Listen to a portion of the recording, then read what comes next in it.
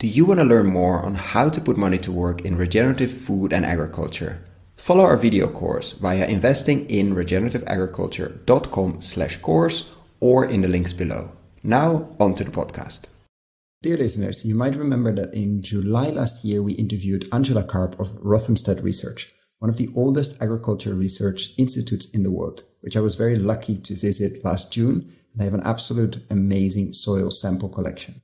Their Shake climate change program, aiming at making agriculture part of the solution, is back for the second cohort. The deadline is May 15, so does your agtech business tackle climate change? Or do you know someone? The Shake climate change program is again looking for early stage ventures targeting the carbon footprint of agriculture or food production.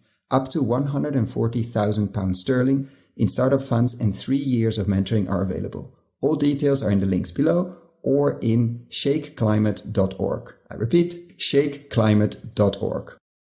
In this interview, we discuss how to pay farmers for the carbon they remove when going regenerative. We discuss the issues with carbon offsets and why carbon removal credits are the future, and why regenerative agriculture is by far the most interesting place to start carbon removal and storage now, but it isn't enough. Welcome to another episode of Investing in Regenerative Agriculture, investing as if the planet mattered. A podcast show where I talk to the pioneers in the regenerative food and agriculture space to learn more on how to put our money to work to regenerate soil, people, local communities and ecosystems while making an appropriate and fair return. Why my focus on soil and regeneration? Because so many of the pressing issues we face today have their roots in how we treat our land, grow our food and what we eat. And it's time that we as investors, big and small, and consumers start paying much more attention to the dirt/soil underneath our feet. In March last year, we launched our membership community to make it easy for fans to support our work. And so many of you have joined as a member. We've launched different types of benefits, exclusive content, Q&A webinars with former guests, Ask Me Anything sessions, plus so much more to come in the future. For more information on the different tiers, benefits and how to become a member, check gumroad.com/investingregenag or find the link below. Thank you. This is an update with Shameek of Farmizen, who we interviewed 2 years ago. So much has happened, but their mission is still the same, providing high quality organic produce from zero budget natural farms to people living in the larger Indian cities. Join me in this episode where we discuss the status of zero budget natural farming in India, the issues and opportunities of organic, and the appetite of investors for this type of farming. So welcome to this update. Welcome Shameek back on the show after 2 years actually, because when we recorded our first interview, it was November 2017. So I'm super interested to hear what has happened at Farmizen, what has happened in the Regen Ag space in India, and what has happened in general with you. Right. So great to hear from you, Koen, and happy to be back here. Right. So yeah, it's been quite a bit of time, but it's also passed by very fast for us. So I think in November when we had spoken, we had just launched our second farm or something like that, if I remember correctly, right? And then we went ahead and launched several partner farms. Just to refresh, the model that we had started with would let consumers do contract farming. A group of consumers could basically have a farmer grow all of their food for them, right? And we used to divide each farm into small mini farms, and each mini farm would be allocated to a particular person. That's how it used to operate, right? So we went ahead and launched several such mini farms. We also launched in outside Bangalore as well, because one of the concerns that we always had was, is this something which is very specific to the agroclimatic zone in Bangalore, right? And Bangalore has a very moderate sort of a climate compared to a lot of parts of India, which lets us grow stuff pretty much all throughout the year, lots of varieties. So we were worried, how is those going to, work out in more harsher climate, for example, when the model worked. So we really wanted to try North India, because North India does have much harsher climate in certain areas, in places like Delhi, for example. But that would have been quite far, right? We wanted to do it in an area which has a different climate, but which was still nearby. So we chose Hyderabad to do that, right? So we have some farms running in Hyderabad as well now. I think we have about 25 odd farms now running across Bangalore and Hyderabad, right? So we learned a bunch of different things. So I think one of the things that we learned was that this sort of a model can work in other sort of geographies as well. Because what happens is that even in places which has slightly harsher weather or where the varieties that could grow are smaller in number, nature has still kind of taken care that there is enough nutrition in stuff that goes seasonally and locally there. Yeah, of course, somebody who's in Bangalore might have access to more variety, right? But somebody in Hyderabad still has a lot of different vegetables that they could get, which grow in that particular area, that particular season, and so on and so forth. So the model works across multiple geographies. That's something that we learned, right? However, having said that, I think so that was the good part of it. The second thing that we realized was that we have now made it a very standardized playbook. So once we identify a partner by basically visiting his farm, seeing the location, how near and accessible is it from the city, it takes us very little time to actually get started, right? Having said that, I think I just mentioned that being near to the city is important, and this is something that we saw happen as well, that the nearer it is to the city, the more interest from consumers, okay? So that's something to keep in mind. Now, I think the third thing that we have learned is that, so we made some changes to the model also, right? So there are 2 or 3 different flavors which are available right now. So one of the changes that we did to the model was we said, okay, what if, so right now in our original model, every consumer gets a 600 feet mini farm where they do all of their stuff. What if instead of that, we let the farmer manage everything, right? Because we saw that a lot of consumers, as part of the learning process in farming, were making mistakes in terms of what they should be growing, how they should be planning, right? So although we built some stuff into the app to help with that planning, etc. Yeah, the gamification we discussed. Yeah. Yeah. So consumers would make mistakes. Like, for example, the system would recommend, hey, do crop rotation. Don't put that same crop in. And you would see consumers still go ahead and put another crop of the same family in, right? And some of those sort of things. So what we said was, let's do a method where let's try out in at least one farm. Let's try out a model where the farmer does everything for you, right? And you basically have a common pool completely, right? So the entire farm still supplies people, but the way it works is that consumers kind of vote with their preferences. So consumers say that I like these veggies, I hate these veggies, right? So they basically put a love list and a hate list, okay? And the farmer basically in his app, he sees all of these different votes from people on an ongoing basis, and he uses that information to decide his crop planning, right? And he actually does the entire crop planning in the entire farm. This is, of course, more efficient from a labor perspective. But what we saw was that in that model, although the overall yields, etc., were better and the farmer's effort was lower, right, because it's less labor intensive, it's more optimized, but very few consumers were actually visiting the farm. So which kind of, along with giving consumers access to safe, traceable food, one of the things that we really want to achieve with this business is to get people back in touch with their roots, understand farming from both its ups and downs perspective, right?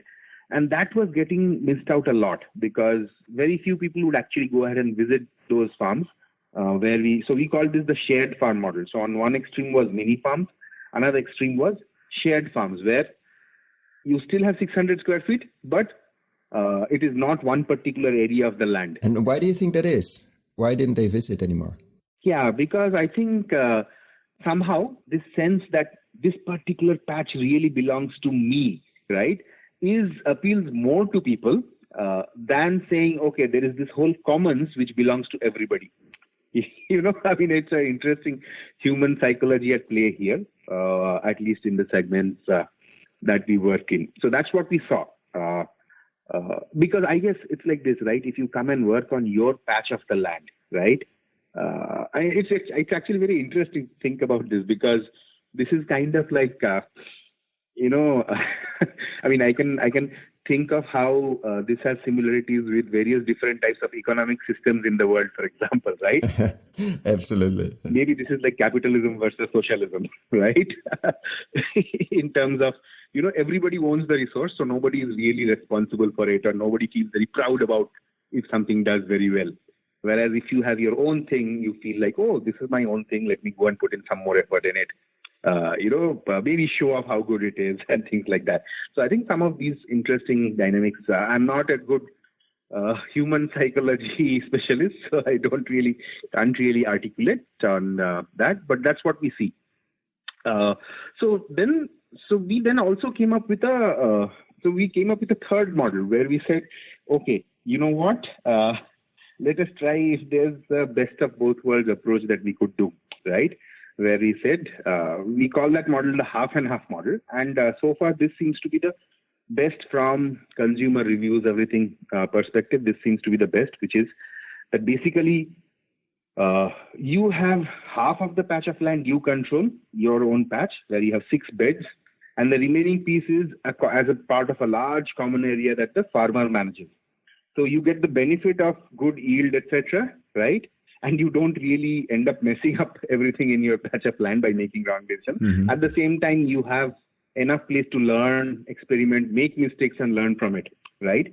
So that's kind of like, so the half and half model is very interesting because it helps you basically make sure that you are getting enough vegetables, enough variety. At the same time, you have this whole thing about, the actions that you are taking on the app has some real implications, right? So based on what we have seen so far, the half and half model is the best, right? So this has been one side of the story, but 2 years is quite a long time. So the other thing that we also realized was that while this model is quite interesting and we are seeing a bunch of subscribers sign up, etc., when we talk to a lot of our subscribers, right, and we ask them, why did you sign up, right? What is your expectation? So what it turns out is that out of all of the subscribers, maybe 10 to 20% of them have signed up because of this experience, because they can connect with a farmer and all of those things. 80% plus consumers have actually signed up because they found this a trustworthy source of food. That's pretty much it. Okay. They are not really looking at, let me learn a little bit more about farming, or let me, contribute something back to the soil. That's not the reason. It's basically, I am getting food which I can trust, which I know has been grown without chemicals. The other options that are there in the market, for whatever reason, I'm not able to trust it. So that was one reason. The second reason is because of the very low, very short supply chain. Our produce is usually much more fresher than most of the other things that you find in the market, right? Because these are farms extremely near the city. They're harvested on the same day and it gets delivered to you like within just a few hours of harvest, right? Within 5-6 hours of harvest, you get it. So it's much fresher than if I were to go to, let's say, Amazon Fresh or whatever. There's a e-grocer here called Big Basket. If you go to all of those places, typically the supply chain is much longer because it's an inventory-led model, right? I mean, you will harvest your produce the day before. That will come from, let's say, 100, 200 kilometers away. It will stay in your warehouses, get distributed to different hubs. So it changes a lot of hands, number one. Number two, it also there's quite a bit of time which has elapsed before you actually get so the produce is not as fresh as people would like to have it, right? So what we saw was the two main reasons why 80% people have actually signed up is because A, they get access to very, very fresh food, and B, the food that they have access to has full traceability and hence they can trust it. Okay.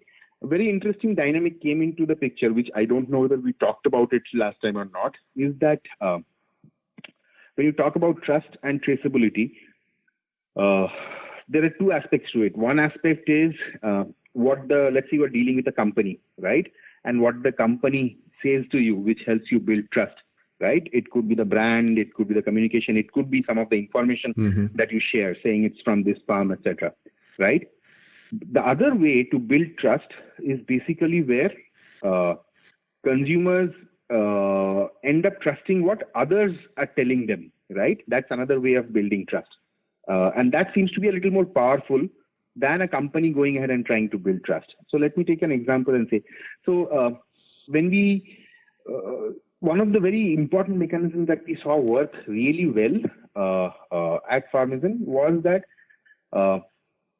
not all of our consumers would visit the farms as much as we want them to, right? There would be several consumers who would not visit for 3-4 months as well, right? but they would always engage in the community group inside. There's a chat group inside our app. So people would be pretty engaged there, right? And a very common interaction there would be somebody who has gone to the farm this weekend, right? They would take a lot of photos, pictures from the farm and post it, right? And this turned out to be a very good trust building mechanism because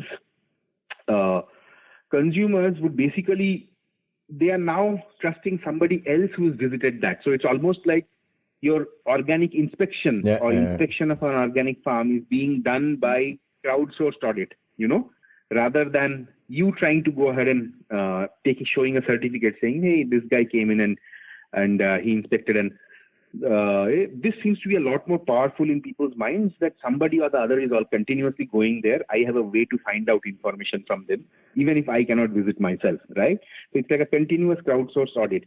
So that mechanism is something which has played out very well in terms of, so people find us a very good trusted source, and which is why a lot of our consumer subscribers are people who, for example, some of them have lifestyle diseases like cancer, etc. And for them, it's extremely critical to go and find sources of food that they can absolutely trust, right? Because they have been medically advised to have food grown without any chemicals. So anyway, so what we basically saw was that we have built a solution which a lot of people are using, but it was actually built for 10-15% of those people who would come to the farm at times and things like that. Others are using it just because they do not have a suitable alternative which gives them safe, healthy food which they can trust and trace, right? That does not exist for them. So basically what we said was, okay, so there are two choices. One choice is that we could continue to expand into multiple cities in this particular mode, go deeper, or based on whatever we have learned, can we go ahead and introduce a model, right, which uses all of these building blocks that we have, right, but rearranged in a slightly different way, right? And that could be the offering for people who are not interested in a farming experience, but are basically interested in getting good food, right? So the way we do it is very simple. So we have this business, the original Farmizen mini farm model that's running, and we will probably launch. Right now we are just in 2 cities. We are probably going to launch in a few more cities gradually as well. But one of the areas that we are focusing on is how do you build a service for those remaining 80% of people who are using the service, but for whom this was not really built for it, right? And there are more convenient and more efficient mechanisms possible. So what we are doing there is as follows. So we have basically, and we launched this somewhere in November end. So it's been about 3 months since we launched this. But basically what we said was that if we have to fix the food system, building community and engagement is something which is absolutely necessary, right? I mean, we cannot fix things in a silo by being on our own, right? So community is a very important angle of it. Secondly is that traceability must be there. You need to know where your food is coming from, right? That's going to be important. And third was, from a trust perspective, we need to enable people to build that trust. And we should not probably go out on our own and say, hey, trust us. There should be mechanisms and models in place so that this trust happens on its own. So we kept these 3 things kind of in mind. And what we have launched essentially is, we call it, so the way, I mean, this model actually has been very popular in China since, I think, late 2018, but in a slightly different context. But essentially what we do is we form groups of people in localities or in neighborhoods, right? So in various neighborhoods in Bangalore, we have about, I think, close to 200 such groups now, right? These groups are people with, some of the larger groups are people with 70, 80 people who all live in either the same apartment complex or absolutely in the same block completely, right? So these groups of people, we connect them to specific sets of farmers, right? Which could depend on the part of Bangalore that they are based in, right? So now those farmers, if you remember our conversation, we have on the technology side, we have two things, right? The consumers have an app and the farmers have an app as well, right?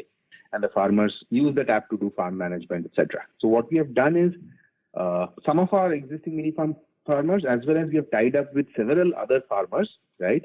And we have given them an app which basically gives them a production plan, and they focus on growing 4 or 5 different vegetables. Okay, so they do not do 40 or 50 vegetables like our mini farm setups do, but they focus on 4 or 5 vegetables.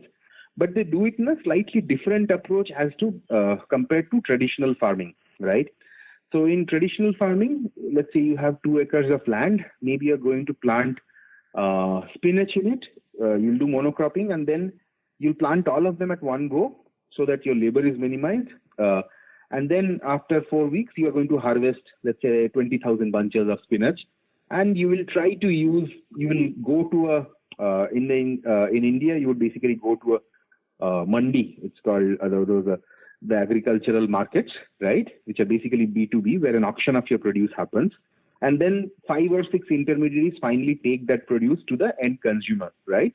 This, of course, means that the farmer gets only 15% or maximum 20% of what the end consumer pays, number one. Lot of wastage because it changes so many hands. And farmers never get the upside. So prices keep on changing. Prices are very fluctuating, sometimes you lose money, sometimes you make money. But upside is typically kept by the intermediaries. The farmers don't enjoy much of that upside, right? So anyway, so that is the traditional farming model, right? What we believe is a lot more sustainable, lot more friendlier to the soil is, of course, when you are doing multi-cropping, right? But if you are doing multi-cropping, the way we kind of ask all of these folks to do it differently is we tell them, you need to harvest things every week, at least a couple of 2 or 3 times every week, right? And you need to sow also every week, right? So it's not like the earlier thing, the traditional farming model is sow once, wait for X number of weeks or X number of months, harvest everything at one go, take it to the market, right? Here it's, no. I have 2 acres, I'm going to divide it up into 5 plots.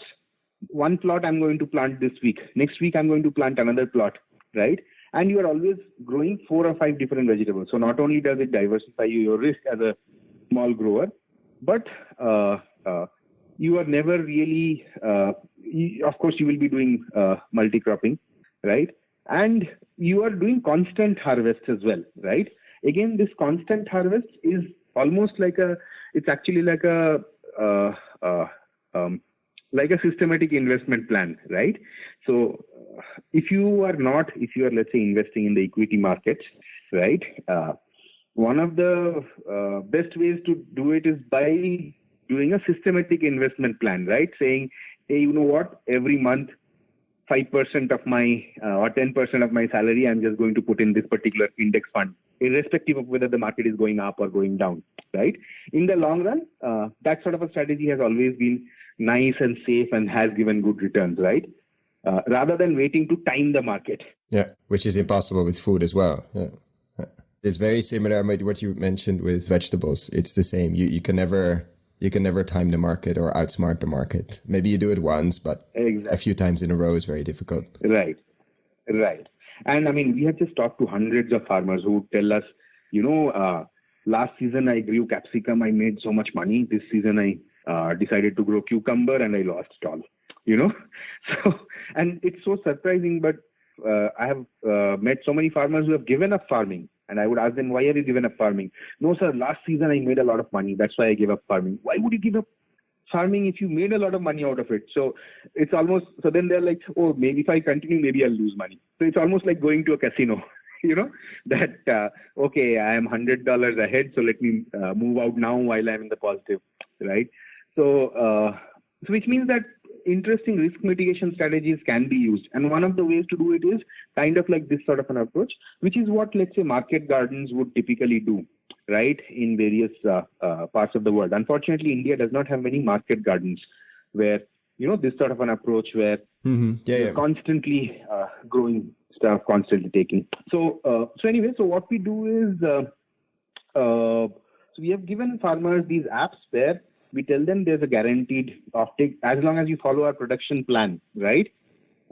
And you follow the instructions on the app, we'll make sure that we procure the produce from you, right? Consumers know where they are getting all of this from.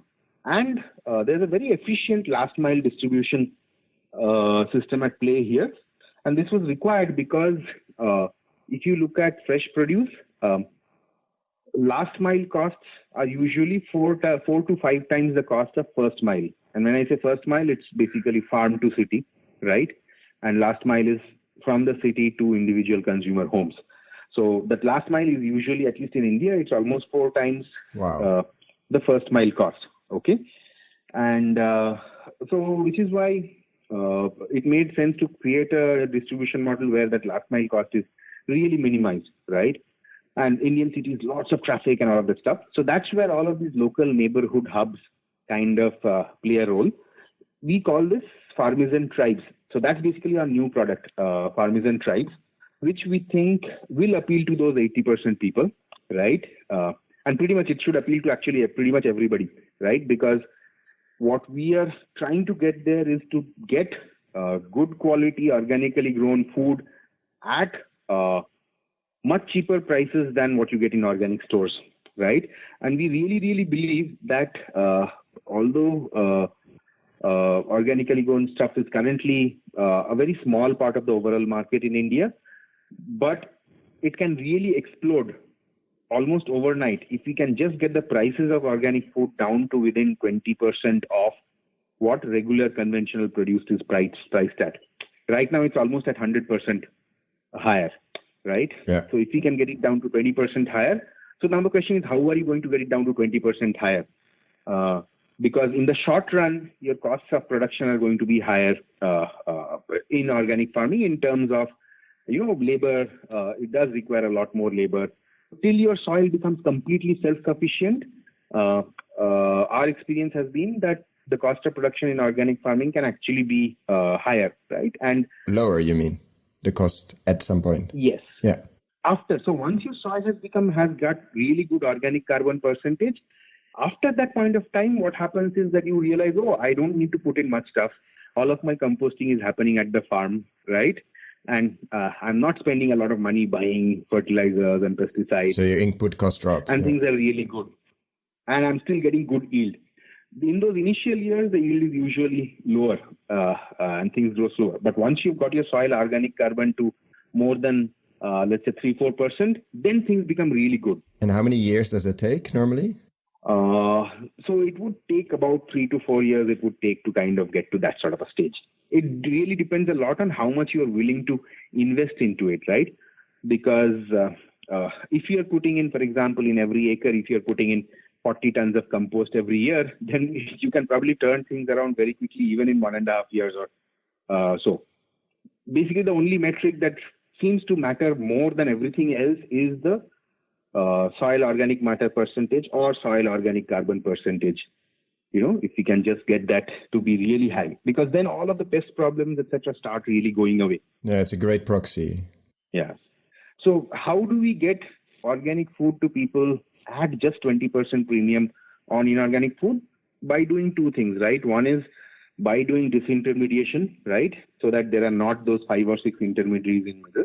So by doing direct procurement with farmers, number one. Number two is by training farmers, giving them some of the software tools, know-how required, which we have learned over the last 2-3 years on how to basically improve their organic yields, right?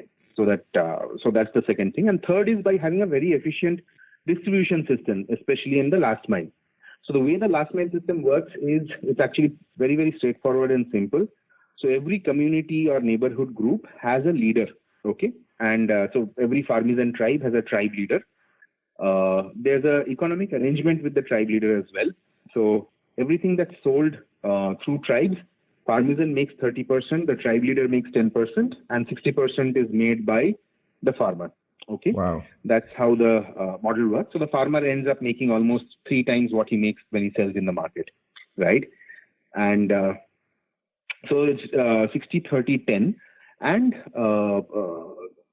the tribe leaders are responsible for creating the groups, right? going ahead and telling more, recruiting new members. So our customer acquisition costs are low, right? The delivery costs are all very minimal because we go ahead and deliver everything through the tribe leader's home, right?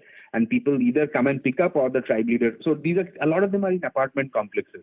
So if it's not a very large apartment complex, you get these 20 bags and you could just say, okay, folks, please come between 6 p.m. to 6:30 p.m. On Wednesdays and collect the bags from me, right? We have started these tribes at homes right now. We are going to experiment starting some of these tribes even at offices as well, right? And I have a feeling that offices might really work out well.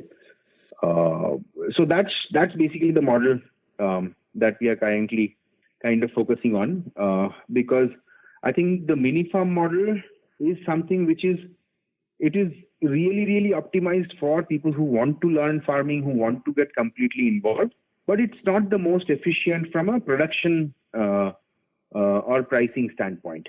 No, completely. It makes a lot of sense, and it seems a lot of learning. And I think a lot of farmers and other people working in the, let's say, the distribution and the logistics and how to create these short food webs are running into the same issues, are running into, okay, what is efficient? How do I get it to the last mile, which is very, very expensive? Obviously, delivering at home for 80 people would be completely impossible, et cetera, et cetera, et cetera. So you see very similar discussions happening around the world on these topics.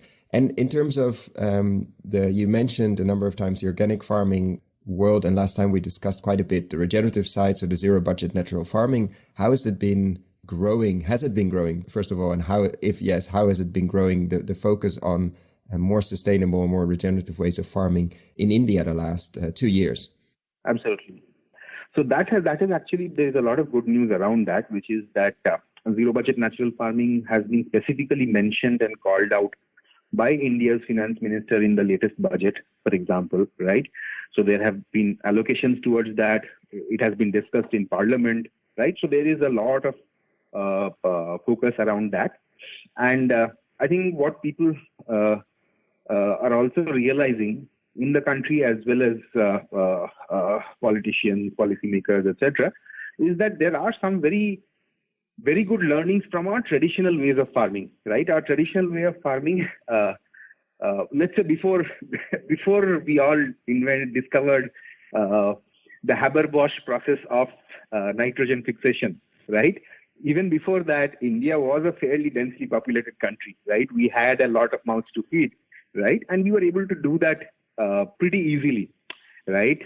By using traditional farming, making sure there are traditional ways of putting back nitrogen and carbon into the soil. So I think there is a lot more. Things have changed quite rapidly in the last 2-3 years since we started, because now a lot of people know about zero budget natural farming, for example, as well as other flavors of regenerative agriculture. So I think the move is pretty good. In terms of organic farming, so to speak, right? There is one issue that we see, which is that a lot of consumers have also developed, some sort of a negative thing around organic farming as well, because a lot of consumers have started thinking organic is basically just about marketing, and nothing is really organic, and it's all just higher price, and there's a lot of marketing around it.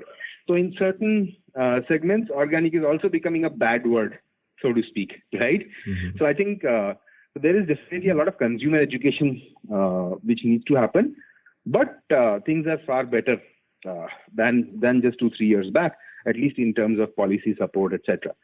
Having said that, there is still one of the things I think which will be a issue going forward. I'm not sure how it is outside India, but at least in India, is that the entrenched conventional farming lobby is going to react to this, right? So we do see nowadays articles being written in newspapers, questioning, for example, hey, is this zero budget natural farming thing, does it really work? Is it actually scientific, right? Or is it more of, too empirical, cannot be? And I think those are actually good questions to ask, because it will force some of us to produce the data that can be convincing, right? So that is, in some sense, good that there is. But I think we are entering that era where there will be a lot of questioning of organic as well as regenerative, saying that, hey, the typical arguments which are there, right, in terms of, is this going to be enough to feed so many mouths, right? Mm-hmm. Yeah. So I think a lot of that is going to come in. But it shows that you're getting to a space that at least they feel a sort of threat. I mean, I think we can learn a lot from the renewable energy people and let's say the doubt campaigns that the fossil fuel companies have created over the last decades. But it's an interesting sign that you're getting to that space. It means that you're becoming a threat to them. For sure, they will use every trick in the book to delay. Correct. So I actually kind of take it as a positive sign. Yeah, I take it as a positive sign that since we have started seeing a few of those articles in newspapers, etc. now, that means that you are, earlier the whole thing was too small for folks to react. Now it's like, okay, hang on, this is becoming bigger, so it's a threat to our traditional way of things. So I think it's good. And in terms of, and that will be my final question of this short check-in, which is becoming a bit longer, but it's very interesting because there's so much has happened in the last 2 years. What has happened on we've discussed the investor side of things also last time. Have you seen more interest? Has it been easier to let's say present Farmizen to the tech investors you normally speak to in Bangalore? What has been the investor mindset towards these kind of enterprises where, as we discussed last time, times are always longer. Obviously, there's nature involved. It's very different than your normal app photo sharing. Sure. So we are actually we are just getting ready for a next round, right? So we never raised any money after that because this was a business where cash flow started coming in as well, right? But we are going to raise a round now. So we have just started reaching out to investors, etc. The first thing that I notice in general is that overall people feel like people feel that organic in general is a small market, right? So that's one hesitation that we see from conventional or traditional investors. I mean, we have not talked to a lot of investors right now, but whoever we have spoken to seem to indicate that, hey, yeah, all of that is fine. Why don't you guys, do fresh produce, but don't restrict yourself to organic, right? Do all of the conventional stuff. So I think some of that is there till some nice reports come out which say, oh, hey, you know what? Organic has now increased so much, right? So at least that's what we see in India, or the investors that we have met, is that people have concerns around whether it's too small a market. Yeah, and how do you think, that's going to be interesting to see. It's going to be interesting to see how they respond to your numbers and to this strong interest you have received from customers. Yes. So as I said, I think, so India is a very price-sensitive market in general, right? So I very strongly feel that there are one or two things that need to get fixed. And those two things that need to get fixed is, one is the price part needs to get fixed, right? It needs to be more affordable, and it is possible to make it more affordable for consumers, right? And I seriously believe that if it can be made more profitable in 1 year, you can see the market being 10x of what it is, right? Because if you talk to, because you have talked to thousands of consumers, right? Everybody, if you talk to them, they would be in that mode. If it's almost double the price or triple the price, I wish it was just, 20-30% more, then I don't mind paying, right? That's a conversation we have had so many different times. So I think if there's a way to make organic more affordable, which is what we are trying to do. And then the second big problem, of course, is the trust part of it, right? Which was part of our original thesis when we had started, right? How do we solve the trust issue with organic in a trust deficit, less regulation, or regulations with a lot of holes sort of a country like India? And I think this sort of an approach where you don't necessarily rely only on certifications or certificates to prove trustworthiness, but kind of get people involved is going to be crucial. And that's, for example, our tribe leaders play a very important role in that, right? Because they come on farm visits with us, right? So we take them to the farms, show them the farms, make sure that, it's a criteria to be a tribe leader, because this is something which enables and builds that trust, right? Some of our tribe leaders are nutritionists, for example, right? So these are people who automatically consumers trust as well, that, oh, okay, she's a nutritionist, she probably knows what's good and what's not so good, what is acceptable, what is not acceptable, and things like that, right? So I think if we can solve for trust and price, then I think the organic market can completely explode in India. So this is on the fresh produce side. The funny part, and this is my sense of it, right, is that organic cosmetics to me seems to be a much larger market than. I think so too. I have that discussion all the time. We pay much easier, much more for what we put on our skin than what we put in our mouth. Yeah, and it's not like, so this price sensitiveness that we see when it comes to vegetables and fruits does not exist when it comes to cosmetics there, right? In fact, it's probably the other way around. Oh, this thing costs so much, it must be really, really good, So that's something that we hear from investors as well, that organic cosmetics is actually, they feel more comfortable investing in that versus something which is related to food in general.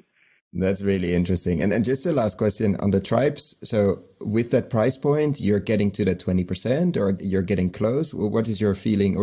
Since you launched in November, where do you see yourself? Where are you now, more or less, in terms of fixing the price issue or challenge? Yes. Yeah. So I think it's looking very promising because we are already lower than most organic stores, retail, physical stores, etc. We are able to do it lower than them because of those two strategies in place, right? Directly working with farmers, procuring, and this efficient last mile distribution. The only thing we have to now crack is on the scale side of it, because right now the trucks that are coming from the farms to the city are not fully occupied, right? So as soon as I can make sure that every truck is completely full, right, then my costs will reduce substantially. So it does look like it will be very, very possible, maybe as soon as in the next 3-4 months, to get to a level of where we are 25-30% more than organic. So I think we'll see a huge inflection point. Right now we are doubling every month. It's been 3 months, so the bases are small, but revenues, etc., from tribes is doubling every month. So that's going really well. But we have to see, based on our projections, it looks like we should be able to get to a very, very competitive price in the next 3-4 months. It's not a long thing. And I think if that happens, then we'll see kind of like a real explosion in demand, so to speak. Thank you so much, Shameek. I think that sounds extremely exciting. I will check in sooner than 2 years now this time. And please keep me posted. I think it's the model changes you've made, the lessons learned, and the way you approach this is truly, truly inspiring and getting a lot of fresh and thus very healthy, because we had some interviews lately on the importance of healthiness and the importance of freshness, on healthiness, and how quickly, especially fresh produce, deteriorates and loses its nutrients when it's not fresh. So I think that people will find the taste much better and also the nutrient density much better. Thank you so much and have a great day. You too. Take care. Bye-bye. If you found the Investing in Regenerative Agriculture and Food podcast valuable, there are a few simple ways you can use to support it. Number 1, rate and review the podcast on your podcast app. That's the best way for other listeners to find the podcast, and it only takes a few seconds. Number 2, share this podcast on social media or email it to your friends and colleagues. Number 3, if this podcast has been of value to you and if you have the means, please join my Patreon community to help grow this platform and allow me to take it further. You can find all the details on patreon.com/regenerativeagriculture or in the description below. Thank you so much and see you at the next podcast.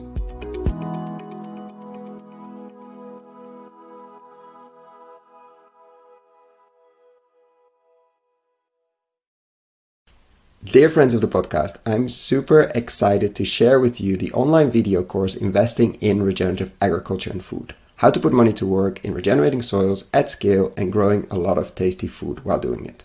Why are we doing this course? After 100 interviews and more than 100 hours of audio asking the question how to put money to work in regenerating soils, and have been following the space since 2011 and recording these podcasts since 2016, we thought it was time to share our lessons learned. What have we seen in the space over the last years? How have we built our decision-making framework? What to focus on with the podcast? How have we picked interviewees? And what questions should you ask? What is happening in the space? What should you read? What should you listen? What should you watch?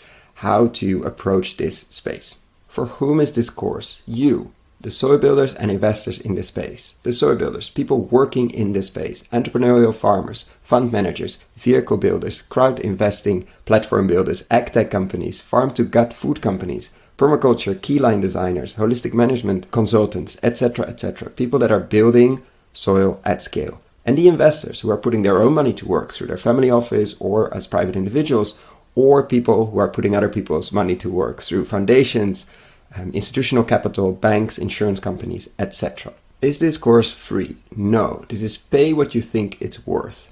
Meaning, I have no way of knowing what this course will be worth to you. And I'm very aware that among the listeners of this podcast, we have people with very different means. So I'm inviting you, if this course is creating value to you, and if you have the means, to consider paying what you think it's worth.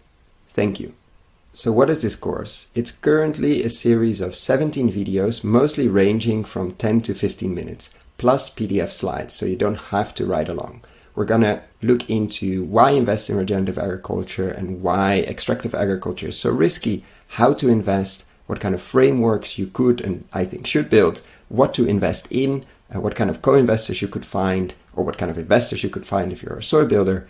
Every lesson will have a digging deeper part where I will share what kind of reports, what kind of interviews, what kind of videos you can look into if you want to dig deeper. We're going to look at nutrient density, landscape design, and a lot more. So what is it not? It's not a list of investable deals. Unfortunately, that doesn't exist in this world. We're really at the beginning of the regenerative agriculture and food revolution.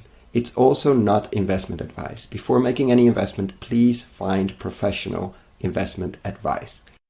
So get ready, get a cup of coffee, a cup of tea, or whatever you're drinking. Click on the link below, sign up, and I'm really looking forward to your feedback.